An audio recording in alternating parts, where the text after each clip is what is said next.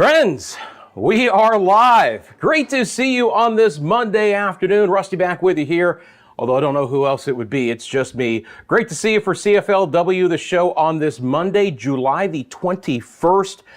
Man, do we have a lot to talk about. It's like we have the weather smorgasbord. We have the buffet laid out for us this week, and there's all kinds of weather to get into here. We're going to be talking about heat. We're going to be talking about really stormy conditions and the opportunity for some heavy rain and flooding, and even talking a little bit about some tropical stuff as well.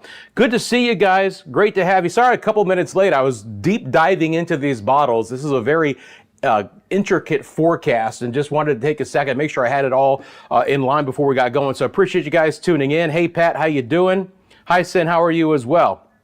Let's get started. CFLW, the show, sponsored by the leading law firm of Central Florida, as always, your hometown homeowners insurance attorneys, offering free consultation and policy reviews at storm season. Friends, you get some storm damage in your area. Even if you've been in an auto accident, they can walk you through every step of the insurance claim process. Go to leanonmelaw.com if you would like more information. All right, so good afternoon, everyone. Hi, Amy. Hi, Blue Goose. Hi, Farah.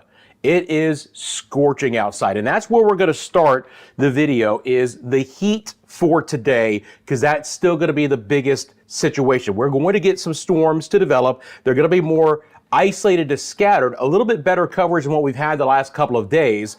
But then we're going to start to transition beginning tomorrow morning into a very wet and stormy forecast. Look, if you haven't had any rain for today, your temperatures as air temperatures at this 1 o'clock hour are low to mid 90s. It's 93 Orlando, 93 in Sanford, 93 in Deltona, Titusville in at 95, Melbourne, Palm Bay 93, Daytona Beach, even with a couple of thunderstorms in the area, 93 as well. Only Inverness with some showers and storms that were fairly on, the prolific side in Citrus County earlier, down to 81. It's 90 right now in Spring Hill. Tampa is baking in at 93. You have a couple of places like Indian Rocks Beach, northern St. Pete toward the Brandon Plant City area there in Hillsborough County, 95. My friends at Kissimmee, Lakeland, 93 degrees. Leesburg, 88. Again, still no reports out of Palm Coast. St. Augustine in at 91. We are going to see more storms developing here right across the I-10 corridor and trying to slip off to the south. This is the loop of the radar over the last 6 hours. You're going to see a cluster of storms that came out of Alachua County and into Levy County and basically skirted and then moved inland into portions of Citrus and Hernando counties before they ultimately weakened. So, places like Ocala on over towards Inglis and Denellen and Crystal River and Homosassa Springs, Inverness and Floral City had some pretty good storms earlier today. And, these are kind of pulses of energy coming out of the north right now to help break the heat in a couple of spots, and that's great because, again, when we go back over to what the actual air temperature is at the hour, of course, that's not only the part of the story. The other story is, what does it really feel like outside? Friends, we do have some dangerous heat for today. We've got extremely dangerous heat. Feels like temperatures we're going to be between 108 and 112 in the afternoon hours. All of Central Florida, everywhere that we cover, is under a heat advisory for today. And again, you had to have a storm to even cool you down. And even after the rain moved through, Ocala's feels like temperature is already back up to 98. So this is one of those high-end days. Look, Ormond Beach right now has a feels like temperature of 114, and they are getting some showers and storms to try and cool things off a little bit there. But you have the example of, look, we're in store for some rough weather. I'm going to go ahead and loop up the radar here just over the last hour so you can see the movement of the storms as we go through. Feels like it's 108 in Daytona Beach, 110 in New Smyrna, 105 in DeLand, 103 in Sanford, or Metro Orlando, 102. Look at what's happening right now for my friends in Brevard County, 107 at the Cape, Port St. John, Satellite Beach, Melbourne, O'Galley, Palm Bay. It feels like it's 103 there. West Coast, again, a couple of showers skirting along, the I-75 corridor. They faded a bit, and sadly, when you get some of these showers and storms to develop and the rain doesn't enter your area, you actually get a little bit of compressional heating as the air comes down with those downdrafts and can actually nudge up the humidity and the feels like temperatures a bit just away from where the rain is falling. But again, even, towards Temple Terrace where they had a shower, it didn't cool them off much. Still feels like it's 98. Again, 113 in the Largo Pinellas Park area, Tampa downtown 108 for the Bradenton, Sarasota area. area feels like around 105. Again, a couple of passing showers. We're going to pick up a few thunderstorms later today. But the heat advisories are the big story right now. So again, it is rare. It is rare to have basically the entire state under a heat advisory. The criteria in Florida is just so high, right? Because, you know, if the criteria were even in kind of the moderate range, which a lot of the United States would use, we could be under a heat advisory most afternoons here in Central Florida. To give you a flavor of that, this is the current heat advisory that is in effect for the Orlando metro area. Goes until 6 p.m. today. Feels like, or heat index values. It's the same thing. Heat index, feels like temperatures. Same thing, 108 to 112. That means, what does it really feel like when you step outside? What is the stress on your body when you step outside? It's extremely, extremely high. You gotta hydrate, first of all, if you want to be outdoors this afternoon. I would not suggest it. The outside workers hopefully know to take all of those heat, they know how to take all those heat precautions, right? They know how to avoid the midday sun when they can. But if you can avoid being outdoors at least through 5 or 6 o'clock, that's my advice. It's hard to, really step you through this. The only suggestion is just don't be outdoors when it feels like temperatures are this rough. For the Tampa Bay area, it's about the same, up to 109, right? And that goes until 6 o'clock today as well. On over towards the Brevard County area, 108 to 112 there as well, all the way down to Martin County, up north in Ocala, so Marion County. We have heat indexes to 110, right? And again, these are all just the various weather service offices. So the Jacksonville, Ruskin, Tampa, and the Melbourne weather service offices, forecast for Central Florida. So they might vary a little bit as to the heat index number that they're going to put on these heat advisories, but you get the idea. It's all very, very dangerous. Let me jump back over to the chat real quick. First of all, it's great to see you guys. The heat is the story today, but there's a lot of really stormy weather that's going to be working its way in as well. Let me put on the visible satellite imagery here, and we'll loop that up as I get back to the chat. Hi, Amy. Good afternoon to you. Blue Goose. Hi, Pat Bradenton. Again, temperature in Bradenton right now, Sarasota, Bradenton, looks like, after a brief shower, they're back up to 91 with a feels like temperature of 105. Hi, Therese. Kissimmee is in the house. Kevin, good afternoon to you from Lakeland as well. St. John's is in gray. What do you mean by the heat advisory? I mean, there could be a slight area that is not under the heat advisory there. Let's see. Doesn't look like it. So, yeah. Now, let me just double check. I'll go to the Jacksonville heat advisory and make sure St. John's isn't included in it. And I can also just double check for you, Blue Goose, here. Let's see, gotta go north. No, they're included in it. I don't know why my weather computer doesn't have it, so it should be. As a matter of fact, all of basically the entire state should be underneath this. So why there's a couple of little counties that aren't, I don't know. That is true. But let me show you the heat advisories, guys, just real quickly. The heat advisories today go from South Dakota to Florida, right? It's not just us. The central and the southeast United States are absolutely baking under this big dome of high pressure. We're beginning to break it with some really stormy conditions in the Midwest.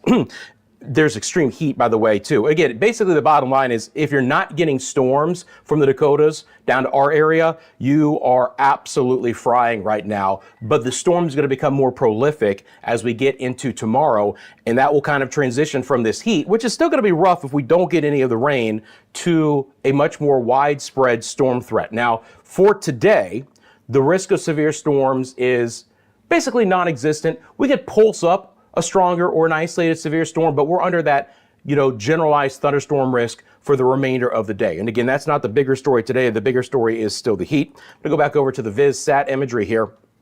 So take a look at the loop here as well. Pat says, bacon in North Texas. Where are you, Pat? You up near the Amarillo area, which I've actually visited. I worked in Oklahoma City, Pat, for 7 years. So I did travel I-40 West from time to time towards Amarillo. So you can see the beginnings of what's coming, right? We're going to get another trough line coming in. We're going to get another stalled out front. Where has that sounded familiar, right? We had it the last 2 weeks. We had it over the July 4th weekend. We had it last week with Invest 93L. Now, there is still the opportunity that we could get some kind of low-level spin up either in the Eastern Gulf or the Western Atlantic. One of the things I was really deep diving into before I came on is, what are the models really showing out of this? Because regardless, we are going to get into a wet, stormy forecast starting tomorrow morning, right? A lot of this activity that you see to the north and even all the way up here into the Tennessee Valley and the Ohio Valley is going to be working its way south. And as this boundary stalls, okay, it's going to provide that focusing mechanism for the storms to develop, for the sea breezes to interact, and for us to just get into a more robust thunderstorm pattern. Okay, so today heat, tomorrow morning, and at least through Wednesday night, showers and storms, rounds of them, not waiting until the afternoon hours. We're going to get some activity that'll be redeveloping at daybreak tomorrow, just providing a very wet forecast. And there is the opportunity for some excessive rainfall. We've been talking about the heat so much over the weekend and today, but now we're going to quickly transition into, an isolated flooding threat. We could exceed some flash flooding criteria in a couple of areas, so I wanted to get you guys prepared for that as well. Arlington, awesome, Pat. We'll appreciate you joining in. It is really disgustingly hot, Farrah. It's tough outside. Before we get into the models, of course, we've got our live cameras here at CFLW, so let's tell the story. That's a lot of blue sky from Winter Garden. You see there's no vertical development whatsoever to the clouds. It's just a few fair weather clouds south of that boundary right now, which means there's not a lot of shade. It is just one of those days you got to try and find the shade or be indoors in the afternoon hours. A little bit more cloud coverage here as we look towards Conway and east. And again, this camera is looking towards the east coast, but you can see that haze in the sky from this. Now, there's no Saharan air layer playing a factor in this. This is just some of those overshooting blow-off clouds from some of the activity to the north. But anytime you get that veil of clouds, it takes all this low-level moisture and it traps it, or you get what's called an inversion. Okay, where typically, your warmest air is at the surface and it just cools as you go higher, but there could be this little area of warmer air. And as the clouds try and lift up, it hits that inversion and it puts a cap on it. And then you get all that trapped low level moisture. So there's a couple of ways that we can, really spike up these feels like temperatures. A little bit more blue sky at the attractions area. Again, this camera is just 1 mile from the Magic Kingdom as we look back towards the Disney property. So it's a great camera. We know that there's always a lot of folks outside this area of Central Florida monitoring that. Today, it's not about the storms though. It's about the heat that we're going to see. As always, you guys have a specific question in the forecast. Let me know in the comments section below. I'm happy to address it. Hopefully as we go along during this live stream, I'll answer your question in real time, but if not, I'll make sure to double back and check out some of those questions and kind of get into it. Now, again, I appreciate you guys tuning in. You have a quick second. Thank you so much for hitting that like button. Thank you for subscribing to the channel. We've had a lot of new subscribers lately and appreciate all those coming on board. Really do appreciate those who are watching this in the live version. We do the CFLW, the show, normally Monday and Friday at 1 o'clock. I schedule those so you guys know when they're on, and I love to have the interaction with you live, but I also appreciate those who take a second and watch the recorded versions as well. Hey, Francisco, how you doing? Good to see you as well today. Fiona, listen, we're going to get rain and we're going to get a lot of it in a hurry, all right? So let's jump into a couple of the things that are going to be playing out in the next couple of days. I've got some city-by-city forecasts for you guys as well. Then we'll talk a little bit more about, again, is there any potential tropical development associated with this boundary that's going to be stalling out in the area? So the first thing I want to do, I think, is we'll just jump right into the models. So I'm going to bring up the HRRR model and switch over the timeline so you guys can see this. So again, the HRRR model is the high resolution rapid refresh. It is a high resolution model. It updates hourly, okay? And it only goes out 48 hours, but it's a very good localized mesoscale model that allows us to see kind of the localized development of weather here in Central Florida. And that's a great tool to use, especially when you're talking about our sea breezes. So I'm going to let this loop up. It'll take us into Wednesday morning. We'll pick up some of the other models from there. We'll also remind me if I don't show you, because I got to remember to show you some of the potential rainfall numbers that we're going to see, the totals in the area. So anyway, this is the HRRR model. And I just want you to notice the overall kind of flow as everything drops off to the south, and then as this boundary stalls out. This looks extremely familiar, right? Over the July 4th weekend with Tropical Storm Chantal and with Invest 93L last week, where this system, this puppy is going to just drape right over us, and it is going to be a focusing mechanism for heavy rain and storms, and we'll see if we get any spin out of this. Now, again, when you're looking at the HRRR and you look off of our East Coast as we get into tomorrow, and this is not down the road, okay? This is like tomorrow night into early on Wednesday. You can clearly see what it's trying to bring a very broad spin in. Now, regardless of that development, you're just going to see waves of heavy rain and storms coming into the area. Is it going to be an all-day rain? No. But is it going to develop much earlier in the day than our typical sea breeze afternoon thunderstorms? Yes, both tomorrow and Wednesday. We could have morning rounds of storms. We could have afternoon rounds of storms. We could have evening rounds of storms. It's not going to be this, 24/7 moderate rain. These are going to be healthy thunderstorms when they develop, but they'll get going earlier in the day than what you might expect. Now, for the remainder of this Monday, again, we're going to get some storms to develop, just like we had yesterday afternoon. Still going to favor our northern areas, places like St. John's and Flagler and Alachua and Marion and Levy counties, potentially getting into Citrus and Northern Lake and Northern Volusia and Sumter counties. And then as we get towards 9 o'clock, could get interesting. The HRRR model, very late in the day, just prior to sunset, tries to blow up some storms across the I-4 and I-95 corridor. I'll be monitoring the situation. Again, I'm not expecting anything to be very organized with any of the activity for today, but just like yesterday, we could pulse up to a strong storm or an isolated severe storm. Your main threats are going to be wind gusts of 40 to 55 miles an hour, but could we hit that 60 mile per hour severe thunderstorm threshold that we need for a severe thunderstorm warning? It's possible. Some pea-sized hail could come along for the ride. But please note, this is 2 a.m. and we could have some overnight activity coming through. And again, heavy rain could be really noisy storms, right? Maybe enough thunder out there where it wakes you up a little bit earlier than you'd expect, especially if they really come in at 2 a.m. But this is 7 a.m. tomorrow, and there's still some activity around. And that's the point I want to really bear out here for tomorrow and Wednesday, is that if you have, work and you're traveling, you want to make sure you have the umbrella in the car when you leave. You want to make sure you know where to find it, because we're going to have some showers and storms around. Now, they will still be more prolific in the afternoon hours, but we'll have that opportunity. And again, much earlier in the day than a typical sea breeze storm pattern. We start to see some ramp back up again around 1 o'clock tomorrow. Now, typically in this pattern, the morning rounds of storms aren't normally that strong. They could be, but they typically are a little bit more garden variety. But if we can clear out a bit, and if we get even a little bit of sun tomorrow and it's still going to be hot outside, we could fire up, again, healthy, stronger, rowdier storms for your Tuesday. But we're breaking the much drier conditions we've had. We're obviously going to help the heat out a bit. It's still going to be steamy outside, but you can just see how prolific the thunderstorms are going to be on the HRRR model for tomorrow. I've got about a 70 to 80% chance of rain and storms across our entire area. There's not a lot of delineation over the next couple of days about where we're going to have the best chance for storms and where the heaviest rain could fall. That's always a harder scenario to play out as far as where I think we're going to get some of the heaviest rain. We'll look into that coming up. But as far as your opportunity, you should just expect there to be widespread activity. Now look, not all of the models paint on this area east, okay?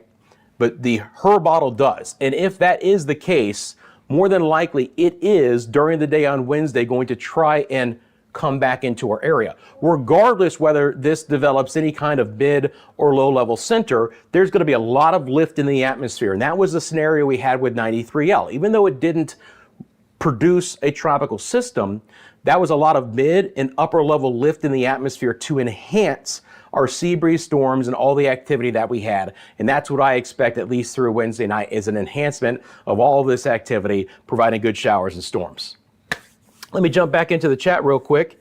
Is 93L expected to water back down in Northeast Florida? So part of the moisture with this Blue Goose has a little bit to do with 93L, but ultimately it's not, what was left over base. It did throw some moisture back into the Midwest, but this is about the same scenario that we had the last 2 weeks, right? Where we just get a stalled out boundary, a trough that situates right over the area. And because of all the lift in the atmosphere associated with it, and it's not moving anywhere, we can get some kinds of spin ups to develop. Sometimes they just stay at the mid levels of the atmosphere. Sometimes, like Tropical Storm Chantal, they can develop this time of the year. Remember, you have the Gulf Stream waters to our east, where water temperatures are well into the 80s, if not the upper 80s. The northeast side of the Gulf has water temperatures in the upper 80s as well. And I can show you those as well. If you guys don't know, I have access to all the buoy data, so we can take a look at all that as well. But it is part of it. Teresa, any tropical systems around? So no, there is an area of invest way out in the Atlantic Basin, east of the Lesser Antilles. This, again, would be the area to potentially keep an eye out for. I mean, as of literally last check, the Hurricane Center has not put anything out for here, but that doesn't mean that they're not monitoring very closely like I am. I think it's a lower chance to get anything than what we had with 93L. And again, 93L ultimately didn't develop because the low-level center stayed on shore. But that doesn't mean, again, that this isn't going to be some widespread heavy rain regardless. Let me show you a couple of things before we move models. I'm going to switch over here to wind gusts and loop that up while I get back to the chat. Let's see here. Why are they always 90 something and what does L mean? It's just the invest. So when they see an area that they are interested in, they label it an invest. That's prior to it becoming a tropical depression or a tropical storm. And it's just the nomenclature that they use. They start at 90L, they go to 99L, and then they go back to 90L, okay? So the very first invest that we had was 90L this year. That's what became Andrea, and so on and so forth. Now, we can have invest areas that never develop into anything, right? So 93L never became anything, and now 94L is the one that Fiona is mentioning in the Atlantic Basin. And again, that may not be anything as well. So, we've only had, I guess, 3 named storms at the invest. One of them, and I'm trying to remember which one, it might have been Barry, or maybe it was Andrea, that, no, 90, 91, 92, 93. So we've had 3 out of 4. Yeah, so we had, all the other ones became a tropical storm, but not 93L. So now we're on to the 5th invest, and we'll see. We'll see if we go 3 out of 5 or 4 out of 5. But that's all it is. It's just nomenclature, how they label them. They'll go to 99L, and then they'll swing it right back to 90L. But great question, Fiona. Fair's getting some rain right now, but I think it's passing over real quickly. Yeah. So again, I want you to see that underneath this trough, you've got this area that I've mentioned, but you also have this little sneaky area in the northeast side of the Gulf. And ultimately, most of the models, if they're trying to spin up a little something, are actually doing it off of like the Pensacola coastline, right? So it's always a very interesting kind of day of and hour by hour forecasting when you have this time of the year to see where we might get some low level spin. Obviously, we saw the heavier rain in association with 93L, and there certainly is some spin with that. But if you look here in the Northeast Gulf, you actually have a nice little spin and some wind associated with that as well. All right. So I'll be monitoring it. Obviously, if anything gets going and there's a reason to come back on live for you guys at any point in time the next couple days, I'll do it. You guys know this is a live only channel. That's why you have your notifications on. So you know that if I'm on, there's a reason to jump on and let's chat. So this is the HRRR model through Wednesday morning. Now let's be clear. A vast majority of the rain has not fallen at this point in time. But to give you a flavor of how much rain could fall, you get these pockets on the models that are like 6 to 8 inches of rain. I want to be clear. I don't expect that for the most part, but could there be some outrageous totals like we had last week in Plant City? If you guys remember, Plant City had over 10 inches of rain in one day, and most of us had like a couple of inches. So here's Plant City, right along the I-4 corridor in Hillsborough County. They had a 1 in 1,000 year rainfall event last week where they had more than 10 inches of rain in one day. We are going to be tropically loaded. There is going to be a ton of moisture out here. And the models, and it's tough. I struggle with it too, to talk about ranges of rain, right? But what I do ultimately think is, I think each day, tomorrow and Wednesday, we could get 1 to 4 inches of rain in the location, right?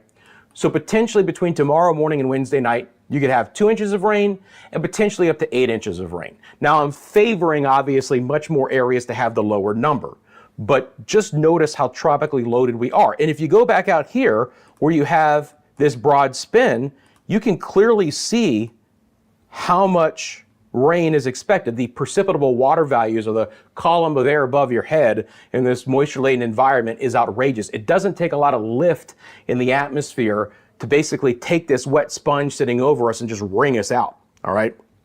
And again, morning rain, afternoon rain and storms, evening rain and storms, and even some overnight activity. So please get prepared to quickly transition from the heat, which is still going to be rough when we don't get the storms in your area in the afternoon hours the next couple of days, but to much more of a heavy rain, potentially flood threat.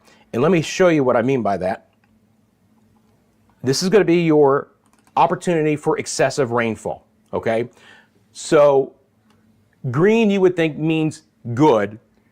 What this simply means is we're at the lowest level for excessive rain for today, but we're still on this pushing a 5 to 10% chance to exceed flash flood criteria.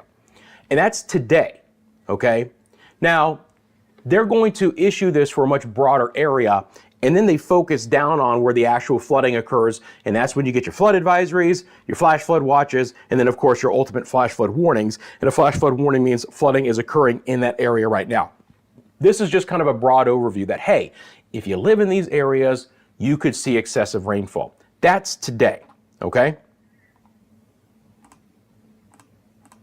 I always forget what tab this is on. This is hilarious. All right. Where are you? There it is. Okay. I always forget what tab that's on. This is day 2. And you notice, so this is tomorrow. And you notice how they've extended this to basically include all of Florida. So again, they're just broad brushing it, but they're saying that starting later today, tomorrow, and then Wednesday, we're going to have opportunities for some significant rainfall, right? Doesn't mean we're going to flood, but the opportunity is there. So we are under the potential for excessive rainfall at least through Wednesday night. And then Thursday, it kind of shifts west, because ultimately this should do the same thing that 93L did, and whatever is out there is going to get pulled to the west. So all of this heavier rain then skirts the I-10 corridor back into the north central Gulf. But as it sits, as it meanders over our area over the next couple of days, we have a pretty darn good opportunity for some excessive rain. Let's go back over to the models.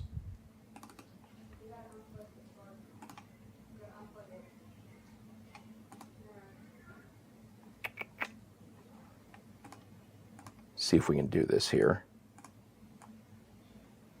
Yeah, that's just too short a time. Let's take a look. We're going to look at the NAM. We can look at, obviously, the GFS. Just want to get you guys some flavors of what these models are showing. Now, the NAM will go out a little bit longer in time. It'll take us out to Wednesday night.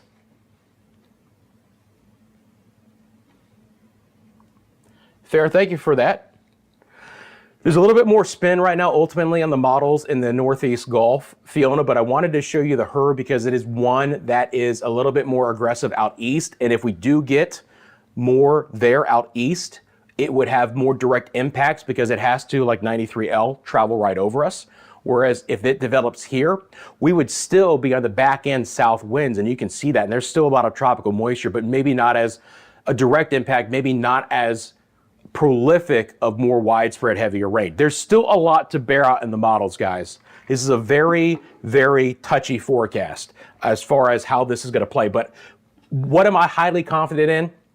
It is going to be a wet, it is going to be a stormy forecast starting tomorrow through Wednesday night with enough rain to cause some problems. Whether that's just some ponding on roadways or isolated flooding of low-lying areas, that's probably like our best case scenario to get out of. But could this lead to a little bit more significant flooding issues? It's a possibility, right? And then the least confident I'm in on is does this try to wrap up into anything tropically? Again, regardless of that, the ample tropical moisture in play is going to be a big factor in our weather at least through Wednesday night, Thursday morning. Hey Kish, how you doing, man? It says, love the quality and casualness of the channel. Well, I appreciate that. Pasco County in the house. Close to my home. I grew up in Crystal River, Kish. So close to my hometown. And I appreciate that. Yeah, Plant City was crazy. Absolutely nuts. And seriously, Saturday I drove through Plant City. And you would never even know, right? Maybe I missed the areas that it really flooded, but I couldn't tell you it did. I went right by the Strawberry Festival there. All right, so this is the NAM model, right? This is just a different model giving a different interpretation of the next couple of days. First of all, you can clearly see the blow up of storms that it's producing on a daily basis, right? We can step through this real quickly for you guys. You know, I've got it here 5 o'clock. So for tonight, it's a little bit quieter than what the HRRR had, right? I put a lot of weight into the HRRR. Let me be clear about that. But you can see again, just like the HRRR had, storms developing in northwest areas early in the day. These storms are even a little bit rowdier at 10 a.m. tomorrow. Got to have the umbrellas, got to get prepared to have some pre-lunch activity in your spots tomorrow, right?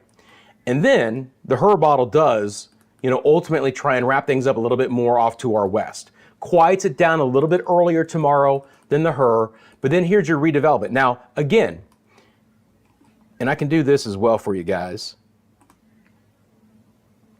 It'll take 1 second here, but let me be clear about it. And regardless of whether there's this mid-level low east of us or this mid-level low west of us, both of them can still bring in a lot of tropical moisture, all right? Loop this back up real quick for you guys. And the reason why is if you get an area of low pressure to our east, it's ultimately going to have to pass right overhead. So the more direct impact from that would obviously just surge in some rain and storms. And we saw that with 93L. It would be a very, very similar situation to last week.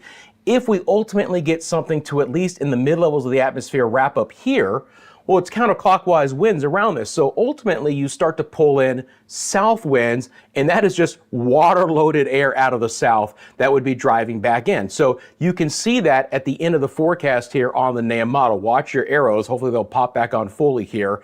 But again, it has a little bit more spin here.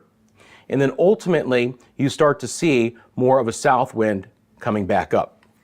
All right, see if this cooperates and gives me the arrows the whole time. Sometimes it does, sometimes it's a little bit better.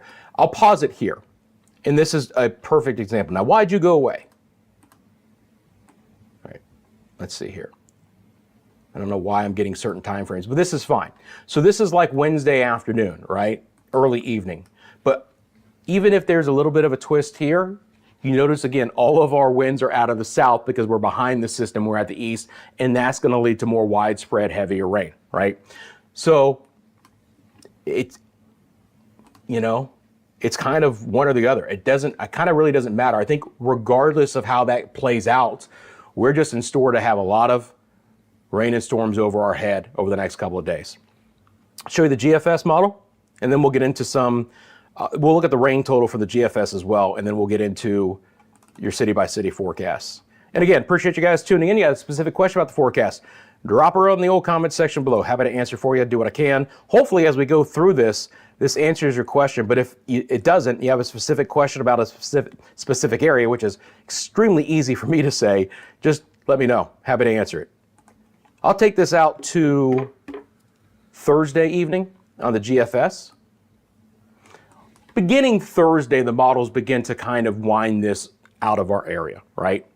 Now again, GFS, global model, this is the high-res version, but it's still not as high-res as some of the other models that I just showed you, especially the HRRR, but even the NAM is a 3-kilometer model these days. So you're gonna just see a lot more kind of blobbiness on the old GFS here. But ultimately, again, you just start to see a lot more yellows and oranges here in the area, and then finally beginning to pull away. The GFS does try and have a little bit of development here, ultimately in the north central Gulf. Again, regardless of tropical development, some kind of mid-level rotation. But we try and pull this all the way and try and dry out kind of Thursday and into Friday, expecting the weekend to be drier ahead. Just like we had last week, right? The pattern the same. Really wet and stormy when 93L started going, and we just kind of dried out through the week, where the last couple of days over the weekend, it was miserably hot. And even today as well. Let's look at the winds here real quick. Oh, you know what? That was not the high-res version. Maybe that's why it looks so crummy.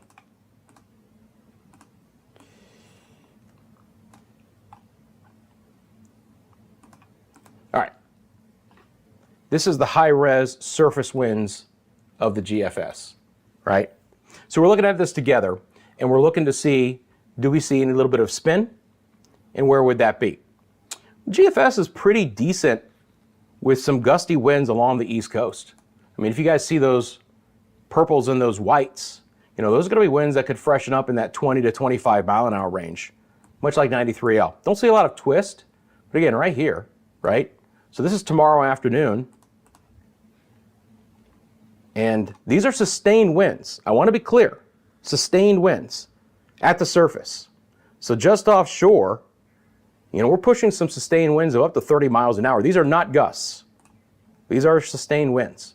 So if the GFS plays out, we could have some really fresh winds as these storms develop, move into Flagler and Volusia and Brevard counties. And, you know, ultimately have some very gusty winds here. Now, some of this is going to be thunderstorm related, obviously, right?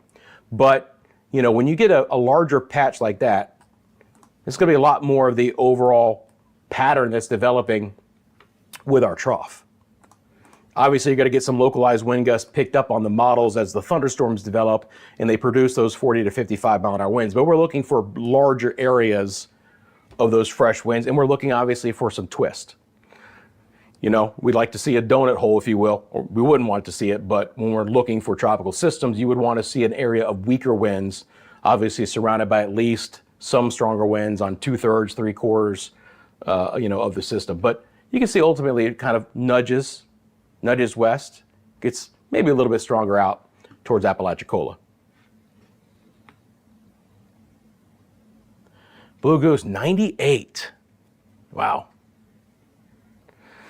Yeah, Pat, you know, it ultimately, you know, if you wanted to catch some local weather in your area more, it ultimately, you know, where you live, obviously there should be some local television stations. If you live in the Panhandle, maybe Amarillo would be a suggestion. Check it out. I do another channel called Weather Express. You can find a link to that in the video description below or on the homepage of CFLW, where I do a 5-minute forecast across the country. Now, it's not going to cover Amarillo or that area, the Panhandle of Texas or North Texas, in a significant way each day, but I do cover the highlights. So this is the live radar out of Melbourne, and we are getting a couple of showers right now to develop, so I wanted to highlight that as well.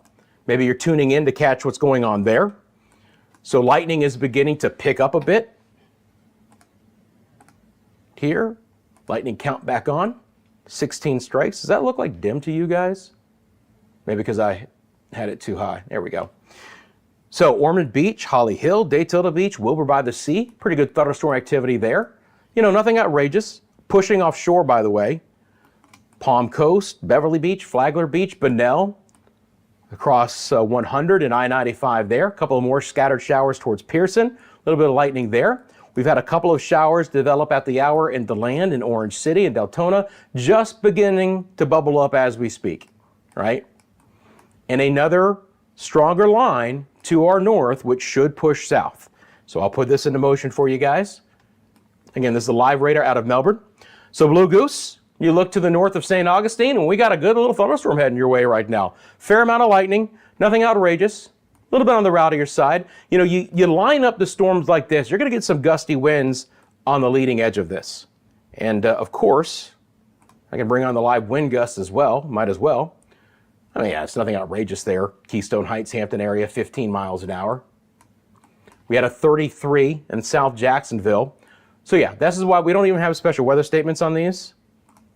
Wouldn't expect to if they, I'm going to eat my words when one pops on. There you go. We had one in Lake Butler, but it's gone. We do have one for this one. So just north of St. Augustine, there is a special weather statement with this one. But it's like minimum criteria. They're not going to put a special weather statement for anything less than 40 mile an hour winds. Ponte Verde Beach, moving southeast at 5. At this point in time, Blue Goose, it's just north of St. Augustine. No special weather statements with these storms, but they're just beginning to develop. And again, a little bit of fresh wind from time to time. Still, ultimately, friends, the afternoon hours today, it's going to be more defined about the heat. We are going to get more storms to develop. And again, if you're just tuning in, 93, 95 for actual air temperatures at the hour. Feels like temperatures, most areas double digits. In the entire Central Florida area right now is under heat advisories for today, right? Again, Orlando area, it's going to be 108 to 112. That's what it's going to feel like in the afternoon hours. All right, let's get to some of those forecasts I had for you guys.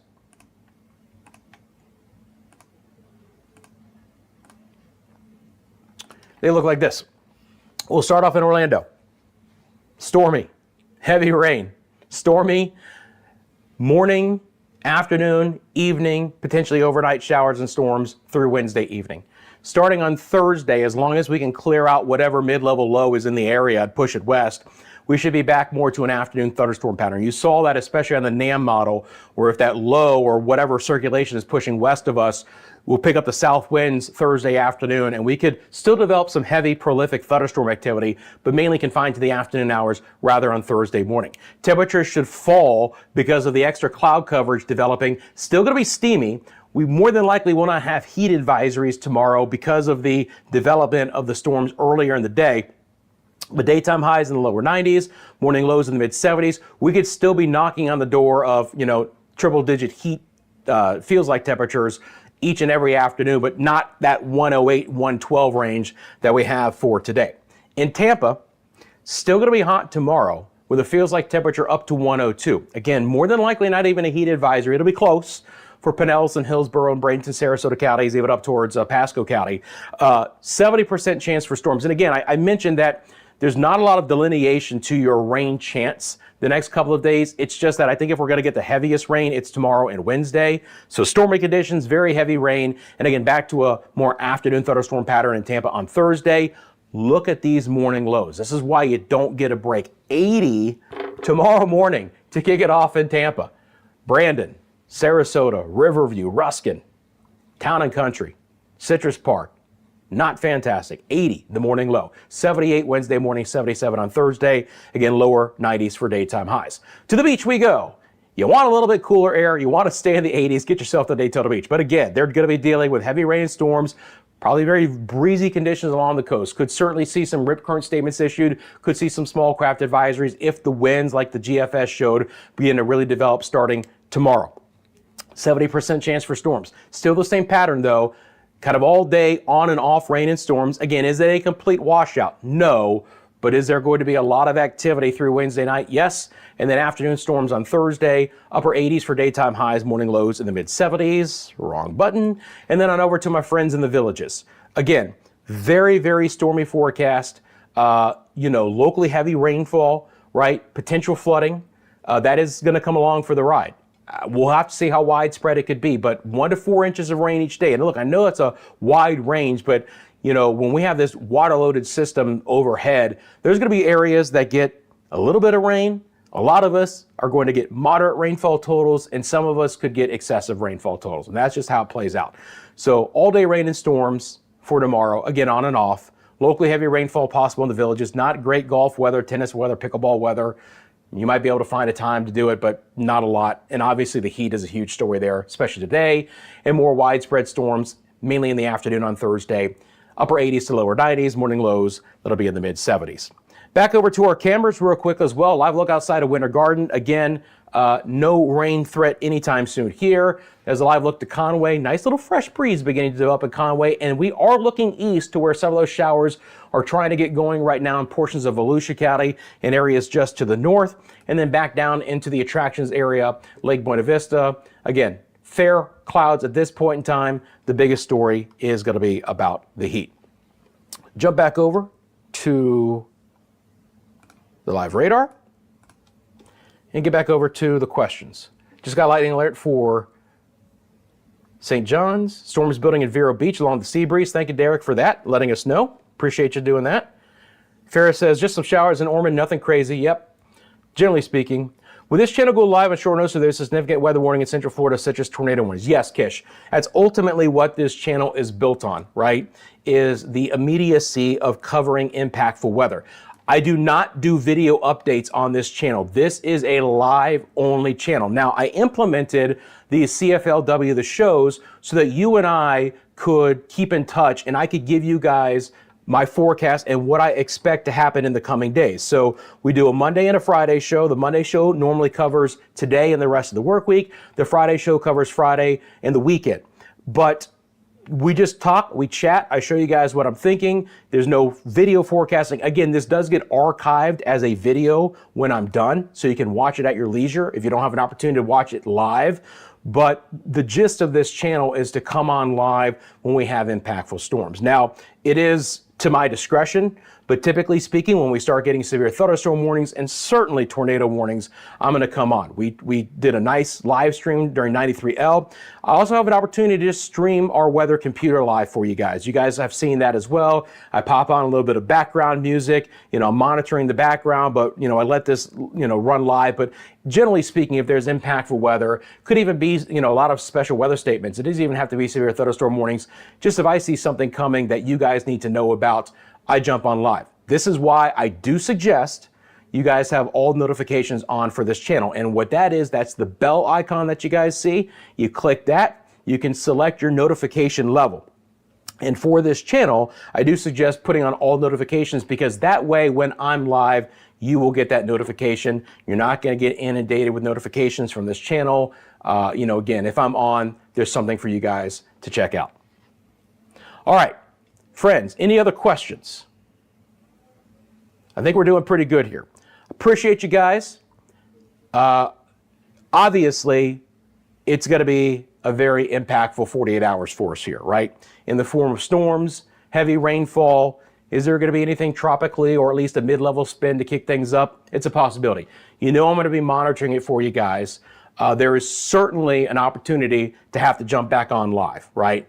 I'll be watching it. If that is later today or sometime tomorrow or Wednesday, I will absolutely do that. Even if we maybe get a system beginning to try and develop, I need to jump back on and just explain that to you guys. I absolutely will. So again, have those notifications on. I do not believe the next time I will see you will be Friday at 1 o'clock. But if for some reason we just really skirt all this activity, obviously I would see you guys Friday at 1 o'clock for CFLW, the show. Please remember that CFLW is sponsored by the Lean Law Firm of Central Florida. We're happy to have them on board as sponsor of the channel for the rest of the year. You want to support someone who supports the channel, and it's really vital for a growing channel like this. They offer free consultation and policy reviews. If you've had any kind of storm damage, they want to, they offer, like I said, free consultation policy reviews, but they'll walk you through every step of the insurance claim process. So that's hail damage, wind damage, hurricane damage, a burst pipe. Go to leanonmelaw.com if you guys would like more information. I appreciate you guys. Have a great rest of your day. Again, I'll jump back on whenever is necessary, but please get prepared for very active stormy conditions in Central Florida with the opportunity for some stormy weather and some excessive rainfall at least through Wednesday night. Until I see you next, friends, take care, but I'm sure I'll see you pretty soon.